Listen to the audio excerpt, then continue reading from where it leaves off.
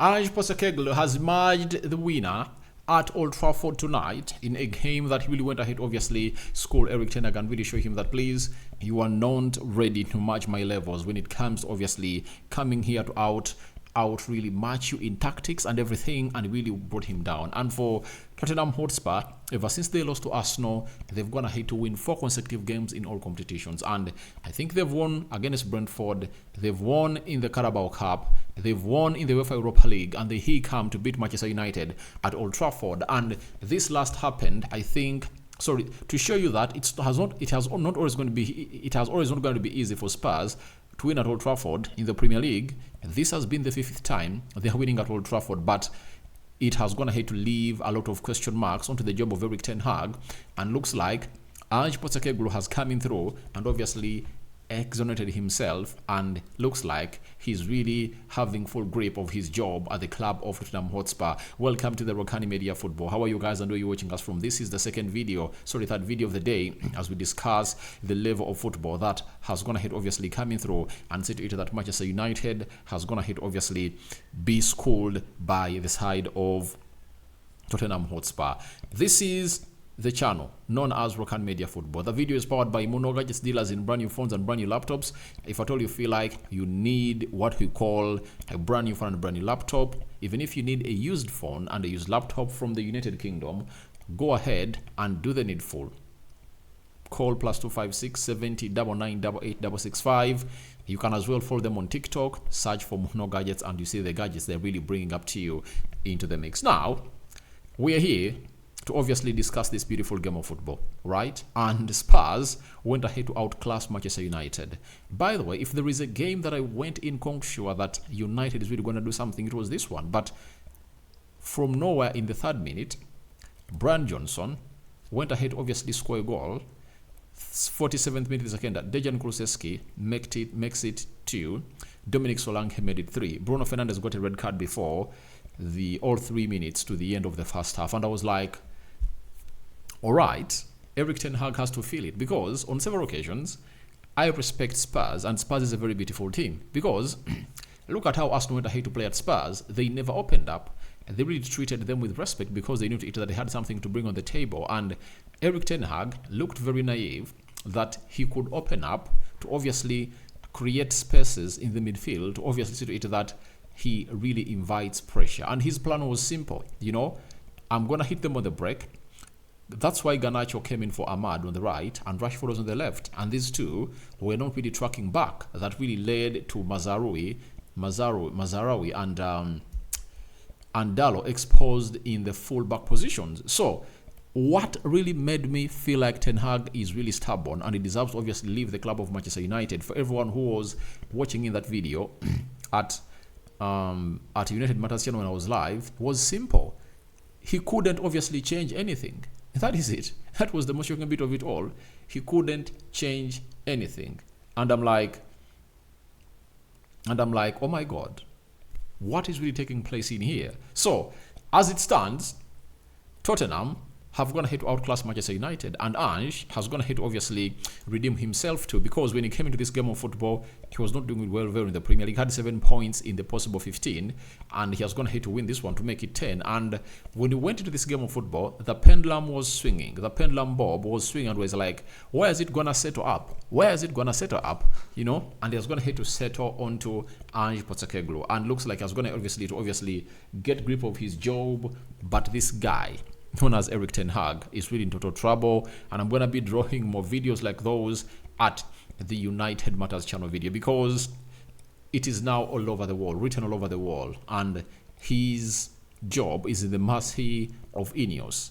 Do they really feel like he's the manager that they're willing to move on with, like sucking him in after 6 games? You get? So that is what is going to happen at Manchester United, and I've been one of those people that have been really very, very, very, very lenient to Erik ten Hag, because I thought that he needed time. But you cannot come in here and obviously give yourself time if at all you are doing stupid things. And I'm one of the most excited people when I saw a red card flash to Bruno Fernandes, because he's one of the worst performing players. He kills the rhythm of the club or the team when you're going forward. You know, him and Marcus Rashford are the reason as to why we lose this game of football. Ten Hag at top, after really giving Ten Hag that he's the main reason as to why we're going to lose. Now, there are other subordinates that are going to come in through that you have to obviously come in through and obviously look at. Rashford went ahead to obviously see himself really put in the best. Sorry, went ahead to put in a very bad pass. And when he put in the pass, it was blind. Van der Ven stole it at the halfway and ran to Manchester United's box and put in an assist, and Marcus Rashford was nowhere to be seen. Now, it's the same goal that Manchester United went ahead to concede against FC20 in the midweek. Now, taking the manager away and really painting him his blame, you get, because I've wanted to blame him enough, we have to obviously come here and really understand that it's beyond the manager. It's beyond the manager, because you can't concede a goal like that. Dalot trotting to the far post where Brian Johnson was, is really very irritating. Very irritating, you know. And Rashford has sacked very many club of Manchester United and is still here. And they should really be showing the door. But for Tottenham Hotspur, I think it's a positive. Brian Johnson scoring his 4th goal in the Premier League. Then Dominic Solanke, I think he's really on fire. Is this his 2nd or 3rd goal in the Premier League? He's really on fire and really doing lots of things to obviously keep really running and really getting things up and down. Then you'll talk about Kulusevski. I think he's going to score his 1st goal in the Premier League this season, and he's being played deep in the midfield, and they outclassed Manchester United. And I don't want to hear anyone saying that if United had a red card, they would have gone turn up in the second half.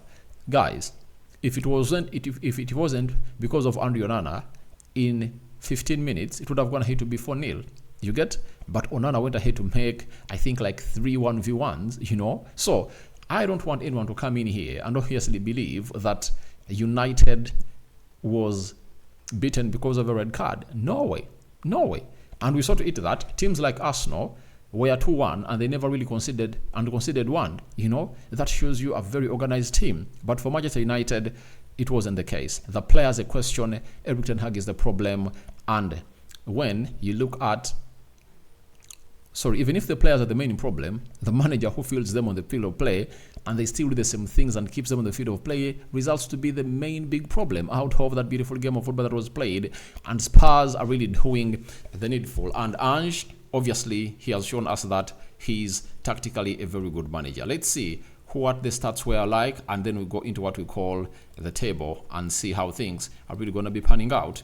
11 shots by Man United, Spurs had 24, 2 shots on target by Manchester United, Spurs had 10, 38% ball possession by Man United, and Spurs had 62, 377 passes completed by Man United, Spurs completed 621, 78% passing accuracy by United, 88% passing accuracy by Tottenham Hotspur.